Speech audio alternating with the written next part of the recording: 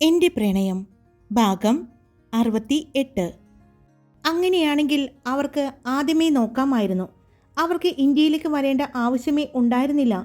നമ്മുടെ നാടിനു വേണ്ടി ഇങ്ങനൊരു കാര്യം ചെയ്യാം എന്ന് തീരുമാനിച്ചത് കൊണ്ട് തന്നെയാണ് അവർ വന്നത് എന്നാണ് എനിക്ക് കിട്ടിയ റിപ്പോർട്ട്. അവരുടെ കഴിവിനെ മറ്റുള്ള രാജ്യക്കാർ മിസ്യൂസ് ചെയ്യുന്നു എന്ന് തോന്നിയത് കൊണ്ടാണ് അവർ ഇങ്ങോട്ട് പോകുന്നത് എന്നാണ് എനിക്ക് കിട്ടിയ വിവരങ്ങൾ.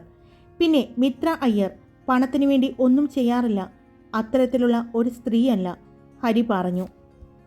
എന്തായാലും അവരയച്ചു തന്നിരിക്കുന്നത് ടെസ്റ്റിന് കൊടുത്തിട്ടുണ്ടല്ലോ. എന്തെങ്കിലും ഒരു ക്ലൂ നമുക്ക് കിട്ടാതിരിക്കില്ല, ഹരി പറഞ്ഞു. എന്നാൽ പിന്നെ ഞാൻ പൊയ്ക്കോട്ടെ. എനിക്ക് വില്ലയിലേക്ക് ചെന്ന് പൊന്നുവിനെ എടുത്തിട്ട് വേണം വീട്ടിലേക്ക് പോകാൻ, ഹരി പറഞ്ഞു. അപ്പോൾ നിങ്ങൾ ഇന്നലെ വില്ലയിലായിരുന്നോ? നവീൻ ചോദിച്ചു.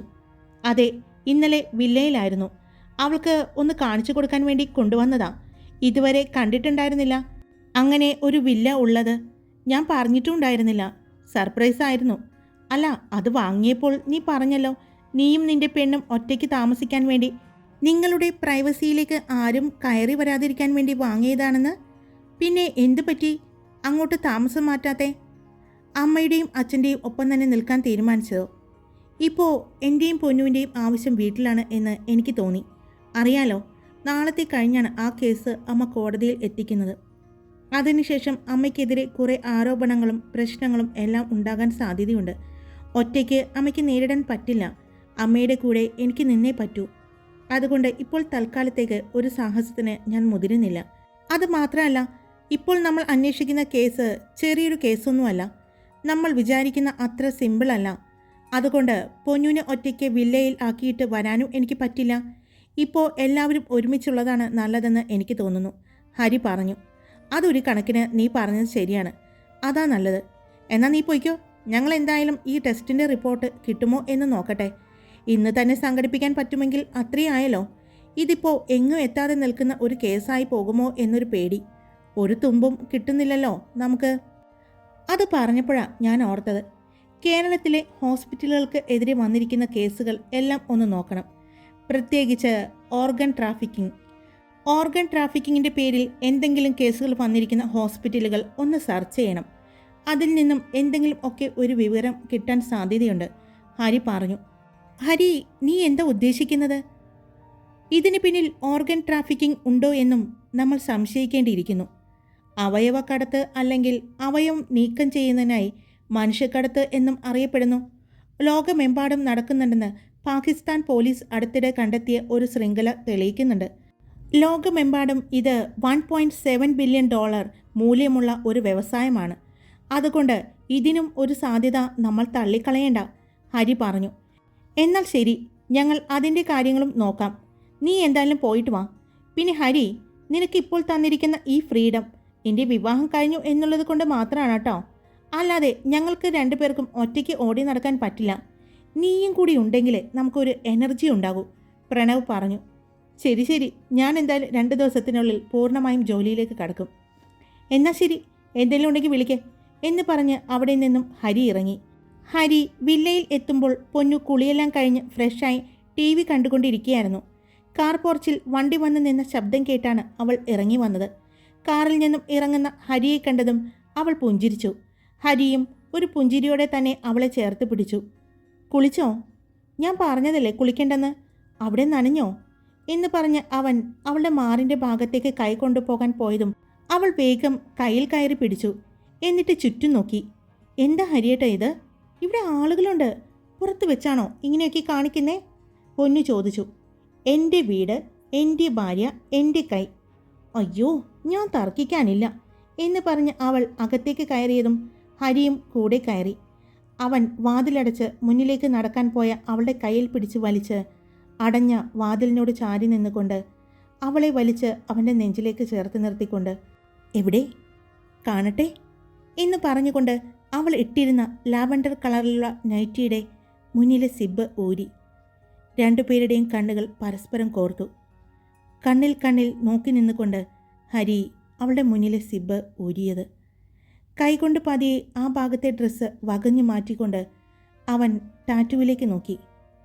ചുവപ്പെല്ലാം മാറിയിട്ടുണ്ട്. അവൻ കൊടുത്ത മരുന്ന് പുരട്ടിയിട്ടുണ്ട്. വേദനയുണ്ടോ? അവൻ ചോദിച്ചു. ഇല്ല ഹരിയേട്ടാ, ഇന്നലെ ഇന്നലെ തന്നെ വേദന ഉണ്ടായിരുന്നില്ല, അവൾ പറഞ്ഞു. അവൾ പറഞ്ഞു കഴിഞ്ഞതും അവൻ്റെ മുഖം ആ ഭാഗത്തേക്ക് താഴ്ന്നു വന്നത് കണ്ടതും, ഹരിയേട്ട, മരുന്ന് പുരട്ടിയിട്ടുണ്ട്. അതിനെന്താ, ഒരു കുഴപ്പമില്ല എന്ന് പറഞ്ഞ് അവൻ അവിടെ പതിയെ ചുംബിച്ചു. പൊന്നു അവൻ്റെ തലമുടിയിൽ കോർത്തു പിടിച്ചു. കുറച്ചുനേരം അവൻ അവൻ്റെ ചുണ്ടുകൾ അവിടെ തന്നെ വെച്ചു. പതിയെ അവളിൽ നിന്നും അടർന്നു മാറി. പൊന്നു, എനിക്ക് എന്തൊക്കെയോ തോന്നുന്നു. എൻ്റെ കൺട്രോൾ പോകുന്നു പൊന്നു.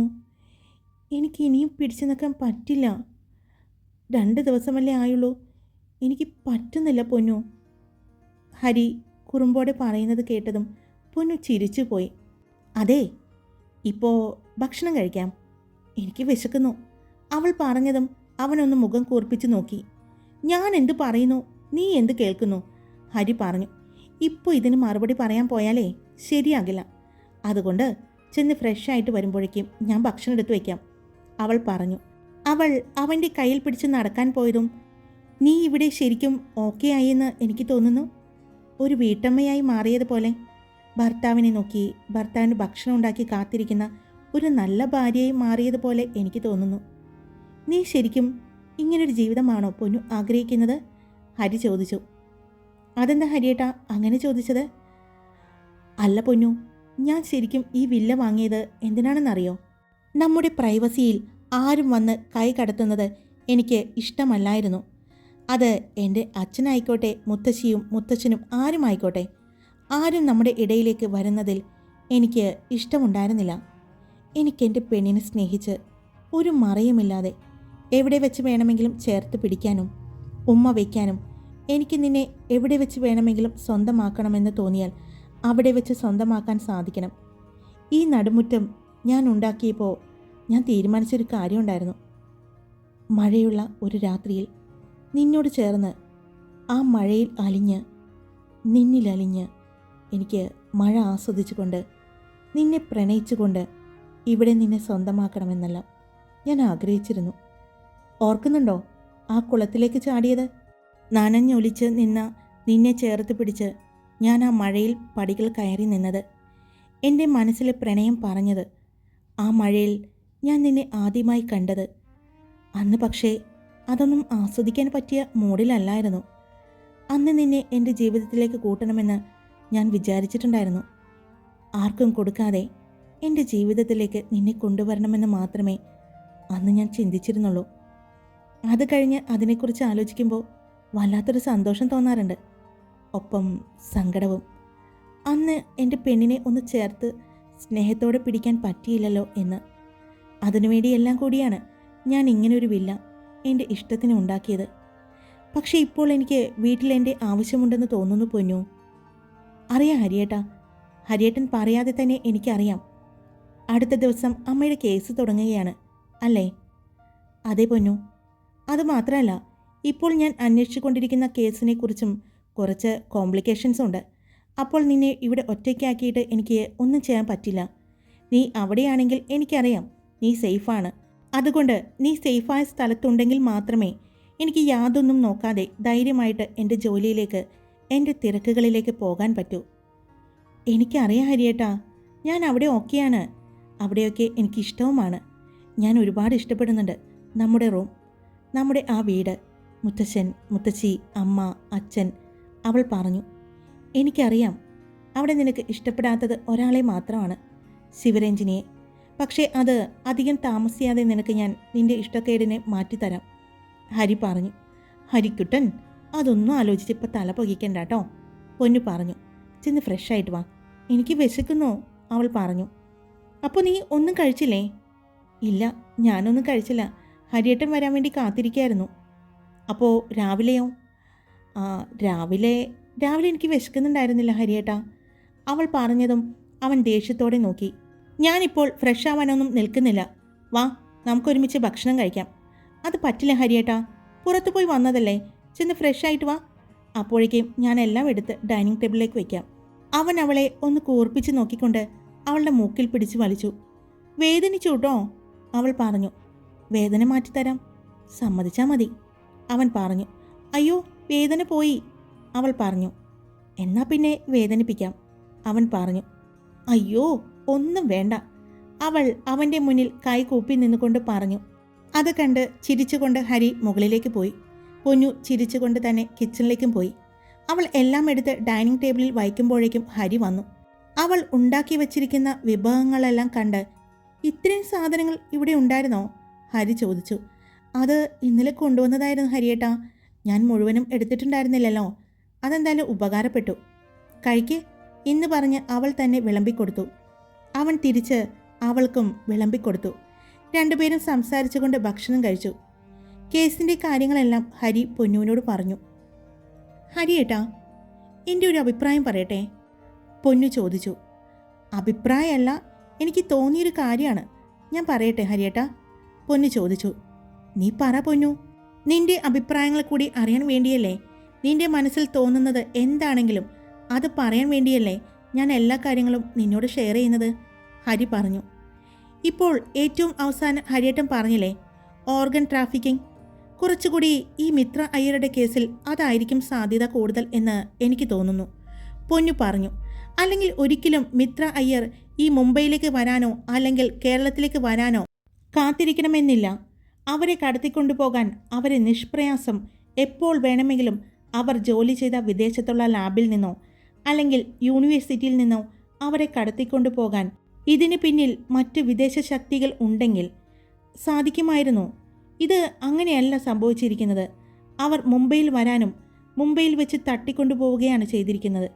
പിന്നെ മറ്റൊരു സാധ്യത കൂടിയുണ്ട് ഹരിയേട്ടാ, എൻ്റെ കുഞ്ഞു സംശയം മാത്രമാണ്. അതും ഇത്ര നേരം ഇങ്ങനെ ഇരുന്നപ്പോൾ ആലോചിച്ചപ്പോൾ എൻ്റെ മനസ്സിലേക്ക് വന്നതാണ്. നമ്മൾ കഴിഞ്ഞ ദിവസം പറഞ്ഞില്ലേ, മിത്ര അയ്യരുടെ മകൾ, ആ പെൺകുട്ടിക്ക് ഒരു വിഷമവും ഉണ്ടായില്ല എന്ന് നമ്മൾ പറഞ്ഞില്ലേ. അതിനെല്ലാം കാരണം അവർ കൂടി അറിഞ്ഞുകൊണ്ട് മിത്ര അയ്യർ മാറി നിന്നത് ആയിക്കൂടെ ഹരിയേട്ടാ? അങ്ങനെ ചിന്തിച്ചിട്ടുണ്ടോ? പൊന്നു ചോദിച്ചതും ഹരി അവളെ ഒരു പുഞ്ചിരിയോടെ നോക്കി. ഇതെല്ലാം എൻ്റെ മനസ്സിലൂടെ കടന്നുപോയ കാര്യങ്ങൾ തന്നെയാണ് പൊന്നു നീ പറയുന്നത്. ഞാൻ ശരിക്കും ആ വഴിക്കും അന്വേഷിക്കുന്നുണ്ട്. അതുകൊണ്ട് എനിക്ക് നിൻ്റെ സഹായം വേണമെന്ന് ഞാൻ കഴിഞ്ഞ ദിവസം പറഞ്ഞത്. കോളേജിൽ വരുമ്പോൾ ആ പെൺകുട്ടിയുടെ നീക്കങ്ങൾ ഒന്നറിയണം. ഇന്ന് കിട്ടിയ അവരുടെ സാധനങ്ങൾ ഞാൻ ലാബിലേക്ക് അയച്ചിട്ടുണ്ട്. എന്തെങ്കിലും അതിൽ നിന്ന് കിട്ടുമോ എന്നുള്ള പ്രതീക്ഷ എല്ലാവർക്കും ഉണ്ടെങ്കിലും എനിക്കില്ല. കാരണം നമുക്ക് തന്നിരിക്കുന്ന ഒരു തെളിവാണ് അവർ, മനഃപൂർവ്വം ഇട്ട് തന്നിരിക്കുന്ന തെളിവ്. അതുകൊണ്ട് അതിൻ്റെ പുറകെ പോകാൻ ഞാൻ എന്തായാലും ആഗ്രഹിക്കുന്നില്ല. പക്ഷേ എന്നാൽ പുറമേ നിന്ന് നോക്കുന്നവർക്ക് ഞങ്ങൾ അതിൻ്റെ പുറകെ ആണെന്ന് തോന്നുകയും വേണം. അതുകൊണ്ട് തന്നെയാണ് ഞാനിന്ന് അവിടെ ചെന്നതും അതിനെക്കുറിച്ച് അന്വേഷിച്ചതും ലാബിലേക്ക് അയച്ചതും എല്ലാം, ഹരി പറഞ്ഞു. ആ കുട്ടിയുടെ കാര്യങ്ങൾ ഞങ്ങൾ നോക്കിക്കൊള്ളാം കേട്ടോ. എന്തെങ്കിലും ഉണ്ടെങ്കിൽ ഞാൻ ഹരിയേട്ടനെ അറിയിക്കാം, പൊന്നു പറഞ്ഞു. പിന്നെ ഇന്ന് ഹരിയേട്ടാ, നമ്മുടെ ഓപ്പോസിറ്റ് വില്ലയിൽ നിന്നും അവിടെ നിന്നും താമസിക്കുന്ന ഒരു പെൺകുട്ടി, അയ്യോ സോറി, പെൺകുട്ടി എന്ന് പറയാൻ പറ്റില്ല, ശാലിനി വന്നിട്ടുണ്ടായിരുന്നു. കുറച്ചു നേരം സംസാരിച്ചു കൊണ്ടിരുന്നു. ആഹാ, അപ്പോൾ പരിചയക്കാരൊക്കെ ആയോ? ഹരി ചോദിച്ചു. അങ്ങനെയല്ല, ഇവിടെ കണ്ടിട്ടില്ലല്ലോ. ഹരിയേട്ടനെയും കണ്ടിട്ടില്ല എന്ന് പറഞ്ഞു. ഇവിടെ വന്നിട്ടില്ല അല്ലേ? 1-2 പ്രാവശ്യം വന്നിട്ടുണ്ട് സൂര്യൻ്റെ ഒപ്പം. പിന്നെ അവൻ്റെ വില്ലയിലേക്ക് ഒരു പ്രാവശ്യം വന്നിട്ടുണ്ട്. പൊന്നുവിനറിയോ, നമ്മുടെ ഈ 2 വില്ലകൾ തമ്മിൽ ഏകദേശം ഒരുപോലെയാണ് ഇരിക്കുന്നത്. ഒരേ ഡിസൈനാണ്, ഇൻറ്റീരിയർ വർക്കും ഒരുപോലെയാണ്. പിന്നെ ചെറിയൊരു മാറ്റങ്ങൾ വരുത്തിയത് സൂര്യനാണ്. ഞാൻ മാറ്റിയിരിക്കുന്നത് ഞാൻ പറഞ്ഞില്ലേ പൊന്നുവിനോട്, ഈ നടുമുറ്റം, അവൻ പറഞ്ഞു. പിന്നെയും കുറച്ചു നേരം 2 പേര് കൂടി സംസാരിച്ചു കൊണ്ടിരുന്നു. ഭക്ഷണം കഴിച്ചു. എന്നാൽ കിച്ചണെല്ലാം വൃത്തിയാക്കിയിട്ട് ബാക്കിയുള്ളതെല്ലാം ഫ്രിഡ്ജിൽ വയ്ക്കാം. കൃഷ്ണേട്ടൻ എടുത്തുകൊണ്ട് പോയിക്കൊള്ളില്ലേ? പൊന്നു ചോദിച്ചു. അത് കൃഷ്ണേട്ടൻ വന്ന് എടുത്തോളും. എന്നാൽ ഞാൻ എല്ലാം ക്ലീൻ ചെയ്ത് കഴിഞ്ഞു. ഹരിയേട്ടാ, എന്നാൽ നമുക്ക് പോകാം, പൊന്നു പറഞ്ഞു. ഇപ്പോൾ പോകണ്ട, നമുക്ക് വൈകുന്നേരം പോകാം. പുറത്തു നിന്ന് ഭക്ഷണമൊക്കെ കഴിച്ചിട്ട് നമുക്ക് വീട്ടിലേക്ക് പോകാം. അതുവരെ എനിക്ക് ഒന്ന് സ്നേഹിക്കണം. ഇപ്പോൾ സ്നേഹിക്കാനല്ലേ എനിക്ക് പറ്റൂ, അവൻ പറഞ്ഞതും അവൾ പുരികം ചുളുക്കി അവനെ നോക്കി. എന്താ മനസ്സിലായില്ലേ? എനിക്കിപ്പോൾ സ്നേഹിക്കാനല്ലേ പറ്റൂ, വേറെ ഒന്നിനും പറ്റില്ലല്ലോ എന്ന് പറഞ്ഞ് അവൻ അവളെ അടിമുടി നോക്കി. ഇത് മാത്രമേ ഹരിയേട്ടന് പറയാനുള്ളൂ?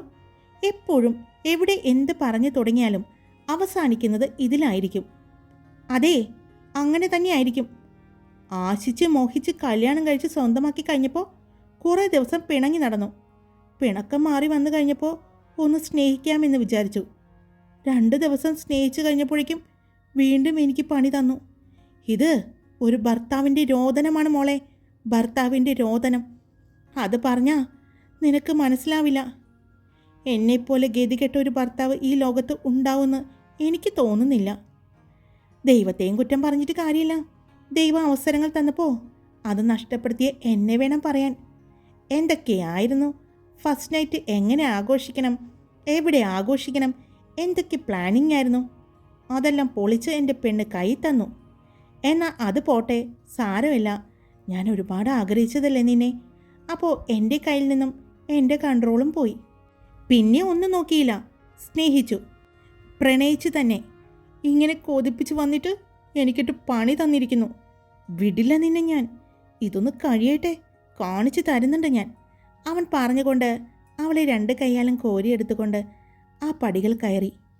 പൊന്നു അവൻ്റെ കഴുത്തിലൂടെ കൈയിട്ട് അവനെ പിടിച്ചിട്ടുണ്ട്. അവൻ്റെ കണ്ണുകൾ അവളുടെ മുഖത്ത് തന്നെയായിരുന്നു. അവൻ ബെഡ്റൂമിൻ്റെ വാതിൽക്കൽ എത്തിയതും പൊന്നുവിനോട് ഡോറ് കാണിച്ചു കൊടുത്തു. പൊന്നു ഒരു കൈ കൊണ്ട് ഡോറ് തുറന്നു. ഹരി അവളെയും കൊണ്ട് അകത്തേക്ക് കയറി. കാലുകൊണ്ട് ഡോറടച്ചു. അവളെ ബെഡിൽ കൊണ്ടുവന്ന് കിടത്തി. അവനും അവളുടെ അടുത്ത് അപ്പോൾ തന്നെ കിടന്നു. ഒന്ന് അകന്നു മാറാനുള്ള സമയം പോലും അവൻ അവൾക്ക് കൊടുത്തില്ല. അത്രയും പെട്ടെന്ന് തന്നെ അവൻ അവളിലേക്ക് ചേർന്ന് കിടന്നു. അങ്ങനെ കിടന്നുകൊണ്ട് തന്നെ അവൻ അവൻ്റെ ടീഷർട്ട് ഊരി മാറ്റി. അവളുടെ ശരീരത്തിലേക്ക് അവൻ്റെ പകുതി ശരീരവും അവൻ കയറ്റി വെച്ചുകൊണ്ടാണ് കിടന്നത്. അവളുടെ മുഖത്തേക്ക് നോക്കിക്കൊണ്ട്, എനിക്ക് ഉറങ്ങണം പൊന്നു, അവൻ പറഞ്ഞതും അവൾ പുഞ്ചിരിച്ചുകൊണ്ട് സമ്മതിച്ചു. അവൻ അവളുടെ നൈറ്റിയുടെ മുന്നിലെ സിബ് താഴ്ത്തി അവളുടെ വലതുമാറിലേക്ക് മുഖം ചേർത്തുകൊണ്ട് പതിയെ കടിച്ചു. അവളിൽ നിന്ന് വേദനയുടെ ശബ്ദം പുറത്തേക്ക് വന്നു. എന്തിനാണെന്നറിയോ? എന്നെ ഇങ്ങനെ മോഹിപ്പിക്കുന്നതിന്, കൊതിപ്പിക്കുന്നതിന് എന്ന് പറഞ്ഞുകൊണ്ട് അവൻ അവിടെ ചുണ്ടുകളും നാവുകളും ചേർത്ത് ഒന്ന് നുണഞ്ഞു. അവളുടെ ആ മാറിൽ തന്നെ മുഖം ചേർത്തുകൊണ്ട് അവൻ ഉറങ്ങി. അവളും അവനെ ചേർത്ത് പിടിച്ചുകൊണ്ട് തന്നെ ഉറങ്ങി. ഹരിയുടെ ഫോൺ റിങ് ചെയ്യുന്ന ശബ്ദം കേട്ടാണ് കണ്ണ് തുറന്നത്. ഹരിയാണ് കണ്ണ് തുറന്നത്. ഫോൺ എടുത്ത് സമയം നോക്കിയപ്പോൾ സമയം 5:30. അവൻ കണ്ണു തുറന്ന് പൊന്നുവിനെ നോക്കി. ആള് നല്ല ഉറക്കമാണ് എന്ന് കണ്ടതും അവൻ പതിയെ അവിടെ നിന്നും എഴുന്നേറ്റു. അവളുടെ ഡ്രസ്സിൻ്റെ സിബ് കയറ്റി വെച്ചുകൊണ്ട് അവൻ അവിടെ നിന്നും എഴുന്നേറ്റ് ബാൽക്കണിയിലേക്ക് നടന്നു. ആ ഹരി, എടാ ടെസ്റ്റിൻ്റെ റിപ്പോർട്ട് കിട്ടി. നമ്മൾ വിചാരിച്ചതുപോലെ തന്നെ ഒന്നും കിട്ടിയിട്ടില്ല എന്ന് മാത്രം. നീ മിഥുന് ഒന്ന് ഫോൺ കൊടുത്തേ. ഹരി പറഞ്ഞതും നവീൻ ഫോൺ മിഥുന് കൊടുത്തു. പറയ് ഹരി. എടാ ഞാൻ പറഞ്ഞത് നീ ടെസ്റ്റ് ചെയ്തോ? ചെയ്തു. മിഥുൻ ചുറ്റും നോക്കിക്കൊണ്ട് പറഞ്ഞു. ആരും അറിയാതെ വേണ്ടേ ചെയ്യാൻ? എൻ്റെ കൂടെയുള്ള മറ്റു ഡോക്ടർമാർ ഉണ്ടായിരുന്നു. പക്ഷേ നീ പറഞ്ഞത് കൊണ്ട് തന്നെ അതിൽ എന്തെങ്കിലും കാര്യമുണ്ടാകും എന്ന് അറിയാവുന്നത് ഞാനത് അല്പം റിസ്ക് എടുത്തിട്ടാണെങ്കിലും ചെയ്തു. ഓക്കേടാ, താങ്ക് യു. നീ എനിക്ക് അതിൻ്റെ റിപ്പോർട്ട് ഫോണിലൂടെ പറയണ്ട, എനിക്കൊന്ന് മെയിൽ ചെയ്ത് തന്നാൽ മതി, ഹരി പറഞ്ഞു. ഹരി അവിടെ നിന്നും സംസാരിച്ച് ഫോൺ കട്ട് ചെയ്ത് തിരിഞ്ഞപ്പോഴാണ് കുറച്ച് മാറിക്കാണുന്ന ഒരു വില്ലയുടെ മുന്നിൽ ഒരു കാറ് വന്ന് നിൽക്കുന്നത് ഹരി കാണുന്നത്. അവൻ അതിലേക്ക് നോക്കിക്കൊണ്ട് തന്നെ നിന്നു. അതിൽ നിന്നും ഇറങ്ങുന്ന ആളെ കണ്ടപ്പോൾ എവിടെയോ കണ്ട് പരിചയമുള്ളതുപോലെ അവന് തോന്നി. അവൻ അങ്ങോട്ട് തന്നെ നോക്കിക്കൊണ്ടിരിക്കുമ്പോഴാണ് പൊന്നു എഴുന്നേറ്റ് അവൻ്റെ അടുത്തേക്ക് വന്നത്. കുറേ നേരമായ ഹരിയേട്ട എഴുന്നേറ്റിട്ട്? അവൾ ചോദിച്ചു. ഇല്ല, ഞാൻ ഫോൺ വന്നപ്പോൾ എഴുന്നേറ്റതാണ്, അവൻ അവളെ നോക്കി ചിരിച്ചുകൊണ്ട് പറഞ്ഞു. അവൾക്ക് നേരെ അവൻ കൈ നീട്ടി. അവൾ അവൻ്റെ കൈയിലേക്ക് പിടിച്ചതും അവൻ അവളെ വലിച്ച് അവൻ്റെ നെഞ്ചിലേക്ക് ചേർത്ത് നിർത്തി. അവളെ ചുറ്റിപ്പിടിച്ചു.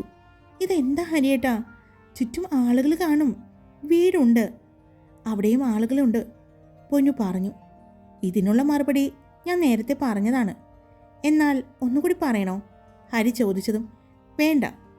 ഹരിയേട്ടൻ്റെ വീട്, ഹരിയേട്ടൻ്റെ ഭാര്യ, ഹരിയേട്ടൻ്റെ കയ്യ്, ഹരിയേട്ടൻ്റെ നെഞ്ച്, ഇതല്ലേ? സമ്മതിച്ചു. എന്നാലും മറ്റുള്ളവർ കാണുമെന്നുള്ള ഒരു ബോധമെങ്കിലും വേണം കേട്ടോ എന്ന് പറഞ്ഞ് പൊന്നു ചുറ്റും നോക്കിയപ്പോഴാണ് ഹരി കുറച്ചു മുമ്പ് നോക്കി നിന്ന ആ വില്ലയുടെ ഭാഗത്തേക്ക് പൊന്നുവിൻ്റെ നോട്ടം പോയത്. അത് 20ാമത്തെ വില്ല അല്ലേ? പൊന്നു ചോദിച്ചു. അതെ, ഹരി പറഞ്ഞു. ഹായ്, എല്ലാവരും സുഖമായിട്ടിരിക്കുന്നോ? അപ്പോൾ ഈ സ്റ്റോറി ബോറാവുന്നുണ്ടോ?